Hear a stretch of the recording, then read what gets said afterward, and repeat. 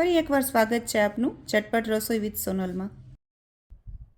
આજે આપણે બનાવશું ફરાળી પેટીસ। એના માટે મેં લીધા છે 5 મીડિયમ સાઇઝના બટેટા। એ બટેટાને બાફી અને સરસ છૂંદો કરી નાખ્યો છે। મેં ખમણીથી ખમણી નાખ્યા છે જેથી કરીને જરાય ગુટલી ન રહે, સરસ માવો બને। આરાનો પાવડર, આરાનો લોટ ફરાળી જે આવે છે ને એ 1 કપ ભરી અને કોથમરી જે ઝીણી સુધારીને ધોઈને કોરી કરી નાખી છે।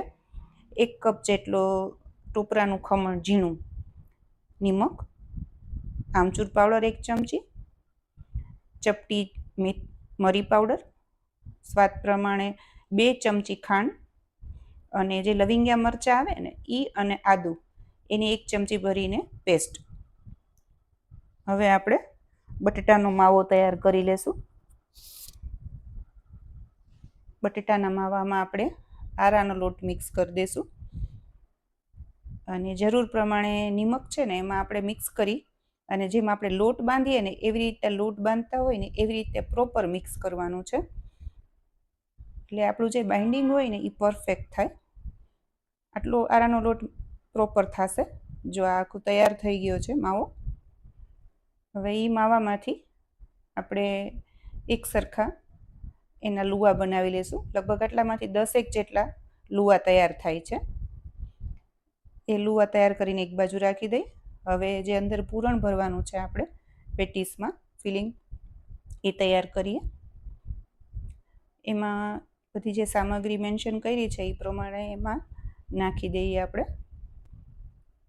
અને એનો મસાલો રેડી કરી નાખીએ। 2 ચમચી ખાંડ નાખી છે, મરી પાવડર, આમચૂર પાવડર 1 ચમચી,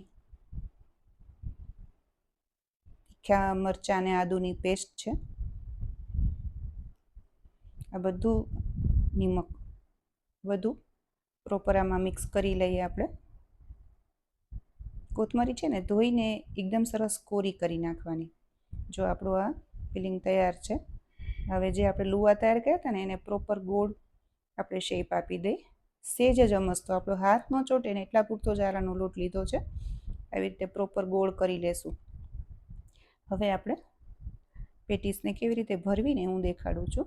જો આવી રીતે ફેલાવી લીધું, મિડલમાં જરા પણ પતલું ન રહેવું જોઈએ, એક સરખું જ બધું આવી રીતે ફેલાવેલું હોવું જોઈએ। હવે જો એમાં પૂરણ નાખીએ છીએ, સાવ જરાક જેટલું નથી નાખવાનું, તમે નાખશો ને તમને આઈડિયા આવશે જ તે। હવે આપણે આવી રીતે વચ્ચે અંગૂઠો રાખીને આવી રીતના પેટીસને પેક કરી લઈએ। એકદમ હળવા હાથે। હવે જુઓ જરાક જેટલો આરાનો લોટ, આપણો હાથ ન ચોટે ને એટલા પૂરતો જ આવી રીતે પેક કરી અને ગોળ શેપ આપી દઈએ આપણે હળવા હાથે। આવી રીતે આપણે બધી પેટીસ તૈયાર કરી લેવાની છે।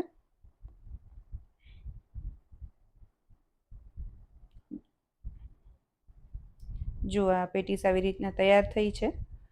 હવે આપણે આને તળવાની છે અને આ સ્ટેજ ઉપર છે ને આપણે આરાના લોટમાં રગદોળવાની નથી, કેમ કે આરાનો લોટ ઇનફ નખાઈ ગયો છે બટેટાના માવામાં, એટલે છૂટશે નહીં। જો તેલ મેં મૂકી દીધું છે અને જોઈએ તેલ આવી ગયું છે કે નહીં। તેલ આવી ગયું છે। આપણે મીડિયમ તાપે જ તળવાનું છે પેટીસને, અને પહેલેથી જારો નથી અડાડવાનો, કેમ કે એકદમ ડેલિકેટલી તળવાની છે આને। ધારવાળી ન હોય એવી ચમચી લેવાની અને એનાથી આપણે ઉથલાવતા રહેવાનું। એકવાર ઉથલાવ્યું પછી તળવા દેવાનું, વારે વારે ઉથલાવવાની પણ નથી, આવી રીતે ચમચીથી હલાવવાની। જો તળાઈ ગઈ ને એવા ટાઈમે આપણે ઝારાથી એને કાઢી લેવાની। જો કેવો સરસ ગોલ્ડન કલર આવ્યો છે, મસ્ત તળાણી છે। તમે આ રીતે ઘરે જરૂરથી બનાવજો અને મને કોમેન્ટમાં ચોક્કસ કહેજો કે તમે બનાવી કે નહીં અને મારી બનાવેલી પેટીસ તમને કેવી લાગી। જો મેં કાપીને દેખાડું છું તમને, મેં કાપીને રાખી હતી, અંદર પ્રોપર પૂરણ છે। હવે એને લીલી ચટણી અને ખજૂરની ચટણી સાથે તમે સર્વ કરી શકો। તમે જ્યારે ઘરે જરૂર બનાવજો, કોમેન્ટમાં કહેજો। તમને આ વિડીયો ગમે તો લાઇક એન્ડ શેર કરજો। ફરી એક નવી રેસીપી સાથે આપણે મળશું। Thank you.